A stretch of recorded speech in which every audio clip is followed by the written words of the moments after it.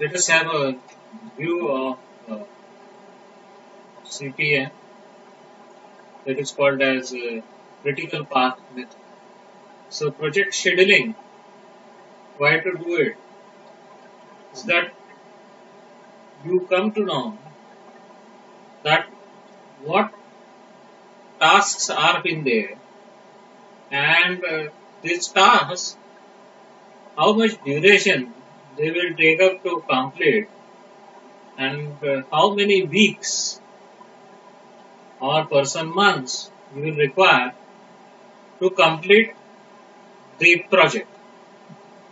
Right? So it begins with the process decomposition, that is the process of requirement engineering, analysis, design, implementation, test. So therefore, a task network is being used to complete the critical path. Right. This is a very simple technique. This is being used quite widely in the subject called as operations research. Right. In every project management uh, base course, regardless of SPM, that is software project management, this has been taken. Okay. So why software is delivered late? It's because of unrealistic deadlines which are being established by someone outside. Right. So some third party does the estimations. Another thing is that there is a change in the requirements that requires the schedule to be modified.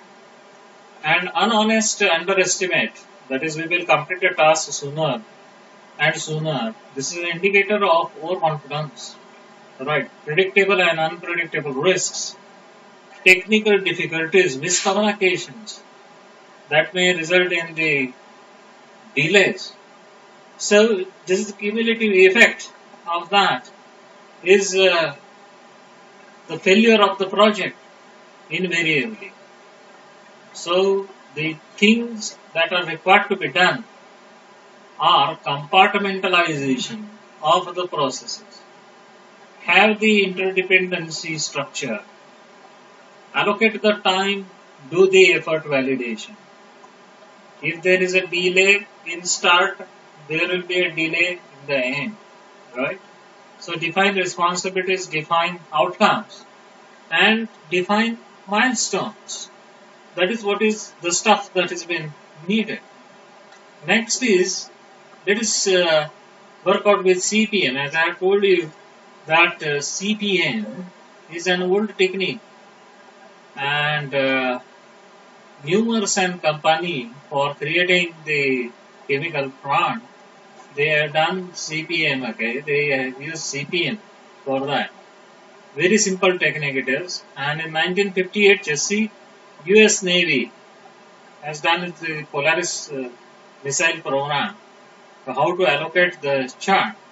Now you have a turn on Gantt chart, which is just simply the activity chart, but PERT is having more capabilities than Gantt chart.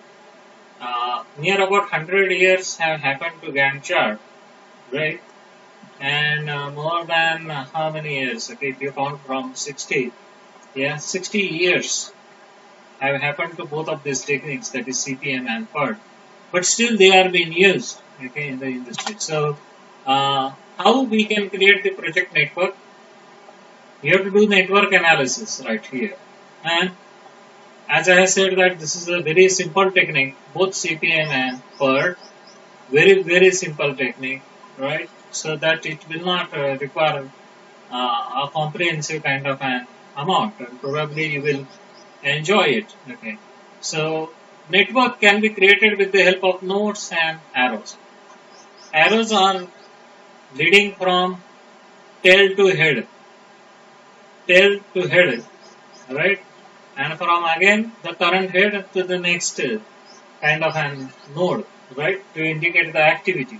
Activity is the connected kind of an nodes. So dummy activity, it indicates only precedence relationship, which precedenting elements were been there. Yeah, so it dictates the precedence order.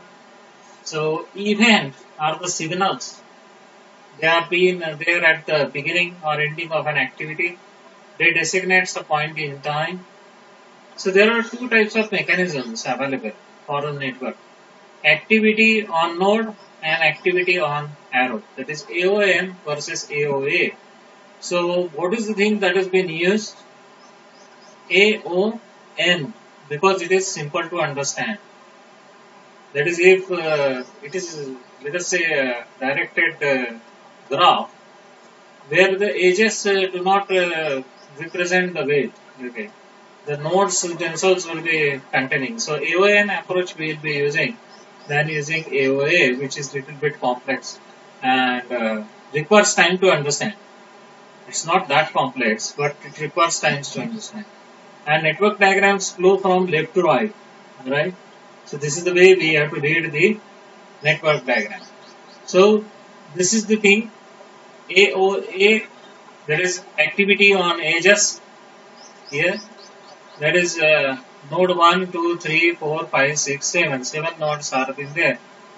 And then the network has been said that there is an on edges you see the timing required, right? 3 weeks, 2 weeks, 1 week, 0 weeks, 1 week, 3, 1, 1. So now here with the AON, node 1 requires 3 weeks, node 2 requires 2 weeks, node 3 requires 1 week.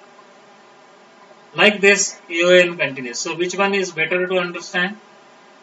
It's AON, where we are using the node and the time required, right, for doing the same.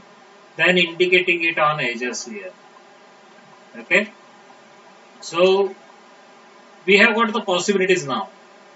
A occurs here. Yeah. So then B and C will finish. A and B should be finished, then C can start. A and B, okay, just see to it. This is an indicator of junction. A and C must be finished before B and D can start. But one can say that A and B must finish before C and D can start. Both of the statements are valid, and we can have a dummy kind of an, uh, edge connection. Dummy edge connection. A must finish before B can start. Right. Such kind of an thing you can find it in BPDs, business process diagrams. Right. Usage of dummy. Okay, that is dotted lines. Right. As I have told you, it is a simple to understand kind of stuff. This is an AON versus AOA. Okay, how to handle the concurrency and deadlocks. Okay, it's still a question. So there are two things which are very critical in CPM. Now just read this very carefully. Okay, this slide number 10, is very important. Okay, a path is a connected sequence of activities leading from starting event to the ending event. Critical path means that the longest path time, longest path time, longest determines the project duration, not the shortest. It is longest. Critical activities, all the activities that makes up the critical path, right? That is the longest path determination. So in forward pass, we are considering the earliest start time, and then we are using earliest time to calculate earliest finish. Yeah. So the time elapsed will be T, isn't it? So EF is equal to ES plus T. That is earliest finish would be earliest start plus the timings that we spent around on each of the activities, right? And in case of backward pass, okay, forward pass was from left to right, and backward pass is from right to left. That is starting from 0 to n, then coming in from n to 0. That has been done in case of backward pass. that is latest start time and latest finish. So latest start time will be there plus t, okay, no plus t, okay, minus t. Then you will go around with the latest start. So LF, that is latest finish time minus t, will give us latest start. So just the things are being reversed. Okay. So in backward passes we will be doing subtraction, whereas in forward pass we will do additions, right? So with an example this thing can be clarified. So let us judge the slack time. Okay, so slack is a kind of a time where the things are being idle. So we want to have zero slack time, right?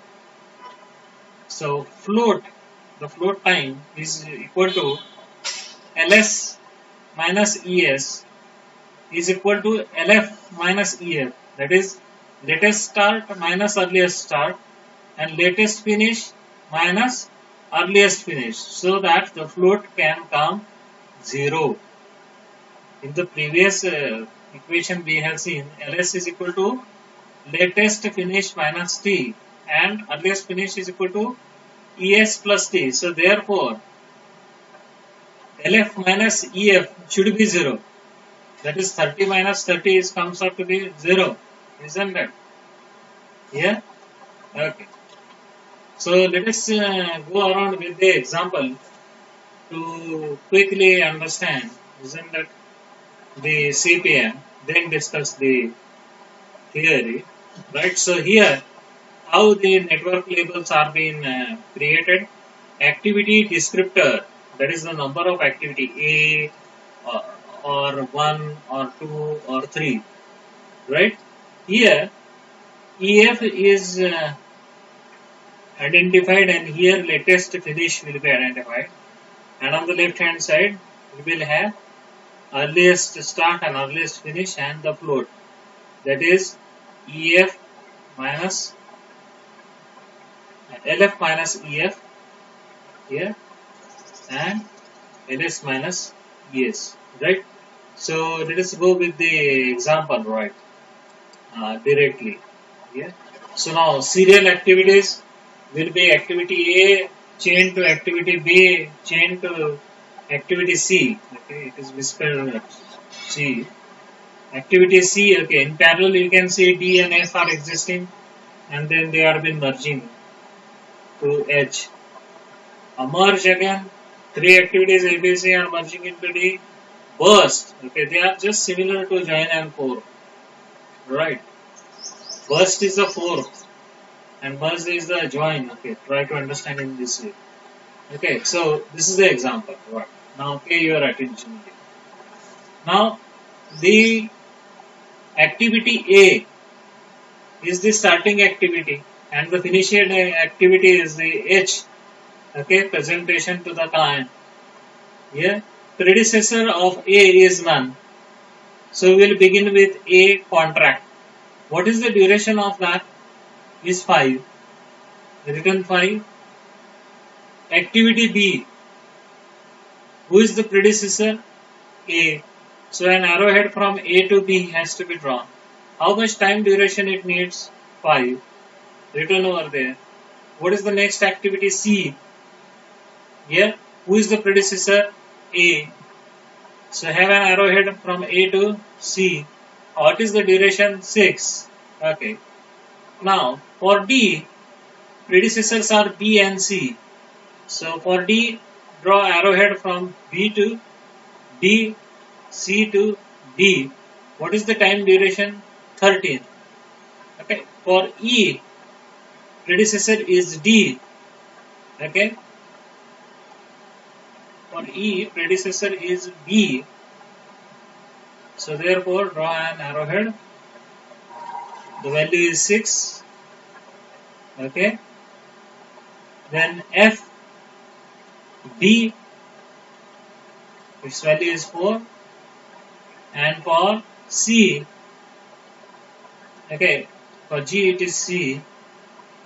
Yeah, and H is a merge of E, F, G. E, F, G. Right, and it has got an value 2. Now this is the activity network formulation. This is the activity network development. I hope so that you have understood it.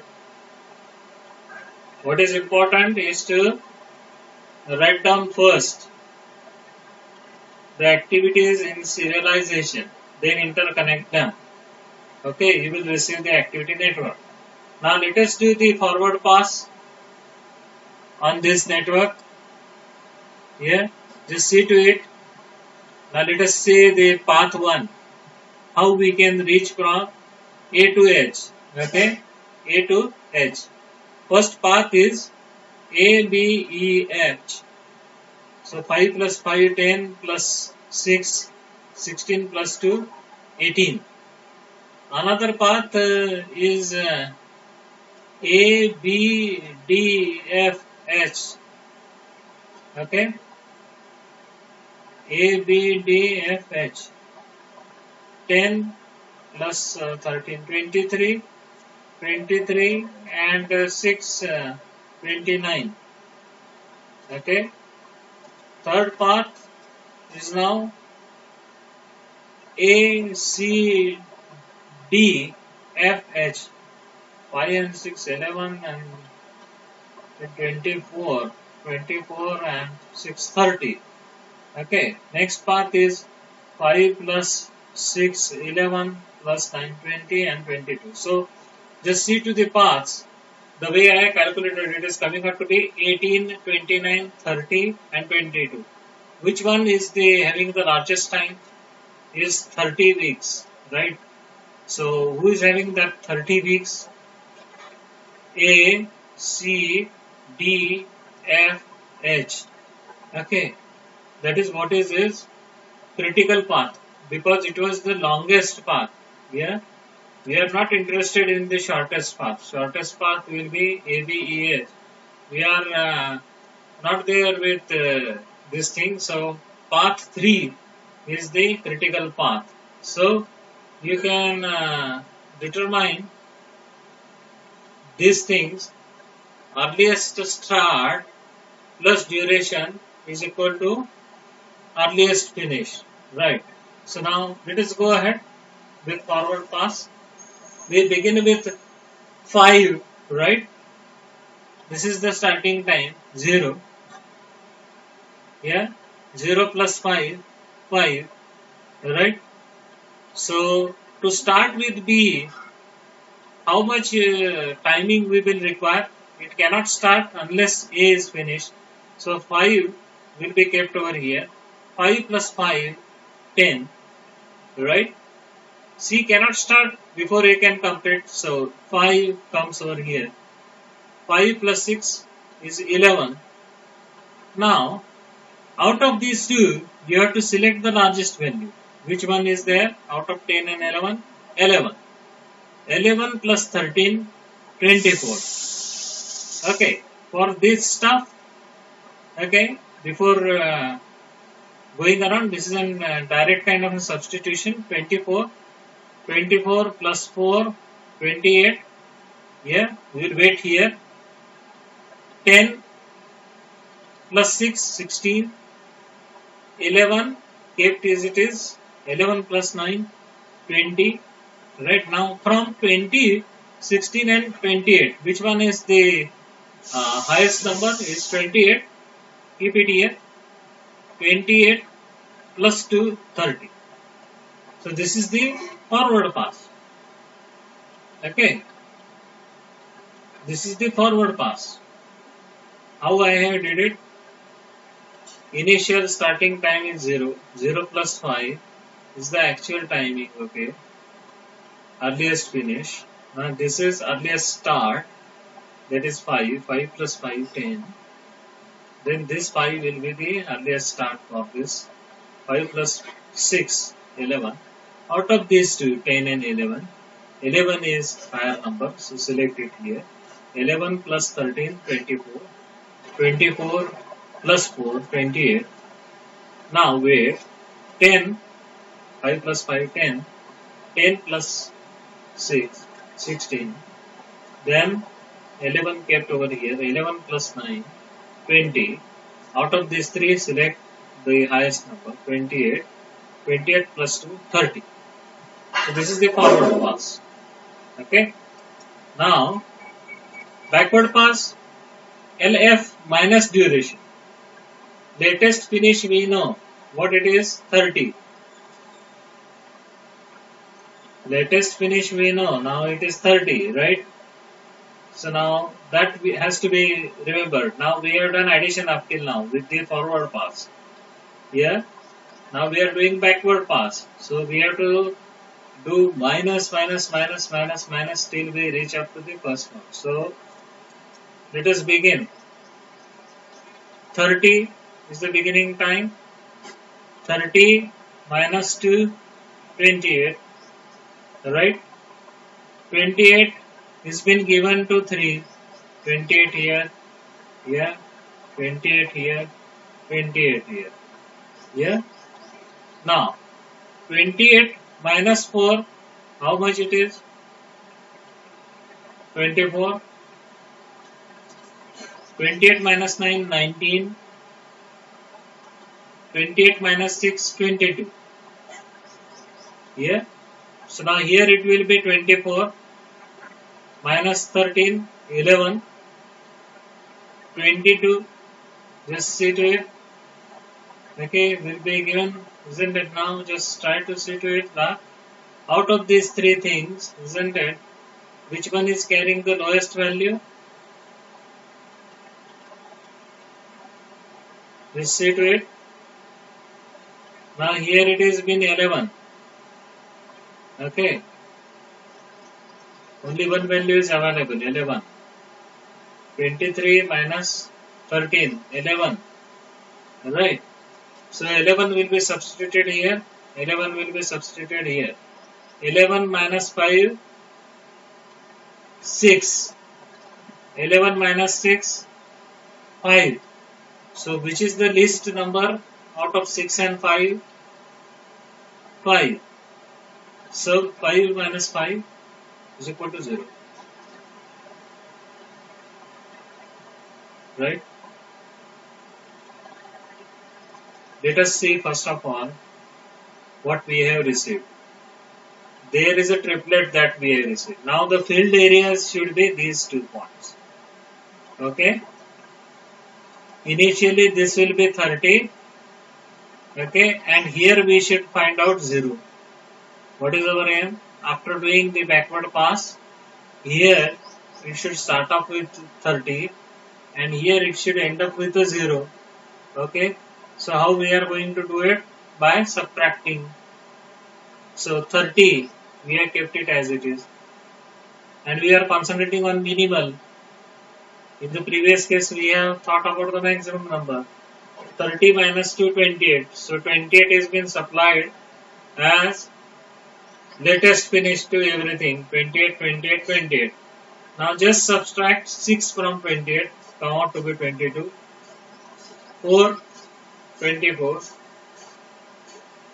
28 minus 9, 19. Yeah.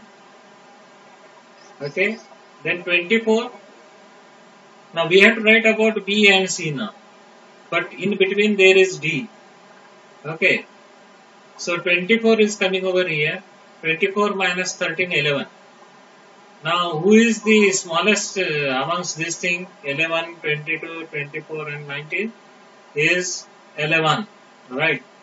So 11 is been given over here for both the cases. 11 minus 5, 6. 11 minus 6, 5. Which one is the smallest number out of 6 and 5 is 5. 5 minus 5 is 0. So we have started up with 30. We have ended up with 0. This is to solve the CPM problem. You may be either given the activity network and will be told to perform forward pass and find out critical path, or you will be told to find out, okay, which one is the correct diagram, isn't it? May be the case, right? So if CPM has been understood by you, yeah, there is float time that you can understand. This is what is the thing that everywhere you can find a zero, isn't it? So therefore, this is the CPM network activity on edges, right? So you will write the numbers over there, and then you may write it. Okay, this is another way. Once here you will be having the time, you can take up a look at that. I'll be jumping now for PERT. PERT stands for Program Evaluation and Review Technique. Alright. It is probabilistic model. CPM is over now. So, and it deals with the activities of uncertain time. It does not make use of dummy activities like the CPM was been doing. It has nothing to do with cost of project. It doesn't recommend about the cost factors. It is only restricted to time variables. So, how the PERT looks like, okay, this is all theory, okay, comparison of PERT and CPM, okay, so this is the way that is, you can show the PERT, event ID, likewise 1, 2, 3, 4, 5, 6, earlier completion time and latest completion time, these two things are been written, okay, and then this is a example, right? This situation, this is a very ideal kind of a scenario, but the slack time is LCT versus ECT. ECT is earliest completion time and LCT is the latest completion time. So here you can visualize that this is the earliest finish, latest finish, 0, 0, 5, 5. Still the things have been going well in the first direction, isn't that? Yeah. In the second case, 18, 65, 28, 75, 23, 110, just see to it, okay. Yeah. So therefore the PERTs are more simple than the CPM. So event log processing you can also see, okay, as suggested in the table, and there is expected time. You can calculate the total effort, pessimistic time, okay, optimistic time, and the mean time to complete, right? Yeah. So divided by 6. This is an empirically calculated time factor. So this is empirically adjusted the equation. So now you can think about the probability calculations, normal distributions, and then PERT activities can be mapped up to CPM, isn't it? You can have the timings like this, okay, most likely time, pessimistic time, and you can do the calculation for total development. So probably that suggests that how to do the PERT calculations, isn't it? Yeah, and that is what is the end of the sessions. Likewise, I said it. So thank you very much for listening.